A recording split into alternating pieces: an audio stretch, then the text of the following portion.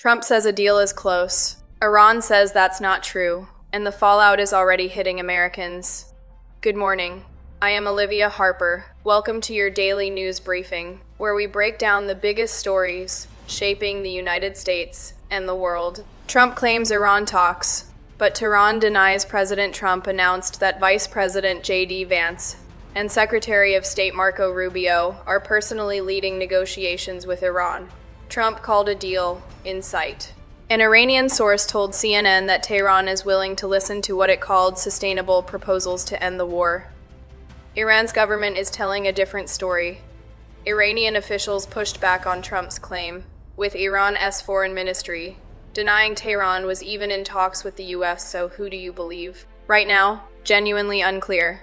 Here is what we do know. Just this weekend, Trump threatened to, quote, obliterate Iran's power stations and energy infrastructure. Then, stocks rose Monday, after Trump wrote on social media that he had extended his deadline by 5 days, saying the U.S. and Iran had held very good and productive conversations. Meanwhile, this conflict is rippling far beyond the region.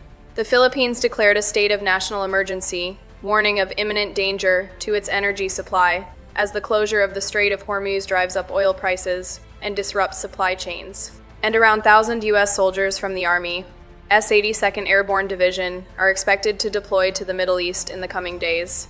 Pakistan stepped up today too, publicly offering to host peace talks, with Prime Minister Shehbaz Sharif saying Pakistan stands ready and honored to facilitate dialogue. Trump's approval hits new 36% low as fuel prices surge amid Iran war. New polling numbers are signaling growing political trouble for President Donald Trump, as Americans feel the impact of rising fuel prices tied to the ongoing war with Iran. According to a new Reuters Ipsos poll, Trump's approval rating has fallen to just 36%, marking the lowest level of his current term, and the biggest driver behind that drop, the cost of living, especially what Americans are paying at the pump. Let's break it down. Fuel prices across the United States have been climbing sharply in recent weeks, fueled by disruptions in global oil supply caused by the conflict with Iran. Key shipping routes, particularly the Strait of Hormuz, have been severely impacted, pushing oil prices higher and tightening supply worldwide.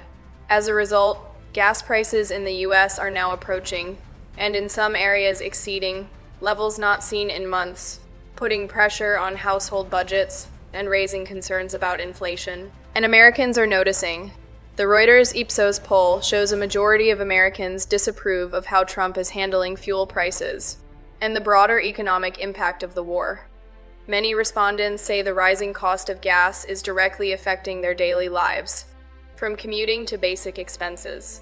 What's more, the poll highlights a deeper issue: public skepticism about the war itself. Previous polling shows that support for military action against Iran has been consistently low, with many Americans questioning both the goals of the conflict and its long-term consequences. Even within Trump's own political base, concerns are beginning to emerge, particularly if the war continues to drive prices higher. Meanwhile, the administration has attempted to reassure the public. President Trump has downplayed the impact of rising gas prices, saying they are temporary and a necessary trade, off for national security objectives. Behind the scenes, however, officials are reportedly exploring options to stabilize energy markets, including engaging with oil producers and considering supply measures. Still, analysts warn the situation may not improve quickly. With global oil infrastructure damaged and supply chains disrupted, energy prices could remain volatile for weeks, or even months, depending on how the conflict unfolds. And politically, that creates a significant challenge. Historically, few issues impact public opinion as directly as fuel prices, because Americans see them every day, on every street corner. So as this conflict continues overseas, its effects are being felt here at home, not just at the pump, but now in the polls. The big question moving forward: will easing tensions bring prices and approval ratings back down, or will this economic pressure continue to reshape the political landscape in Washington? We'll be watching closely. That's all from us. If you found this breakdown helpful, consider subscribing to our channel as we cut through the noise and explain the stories that matter most. Thanks for watching, and we LL see you in the next update.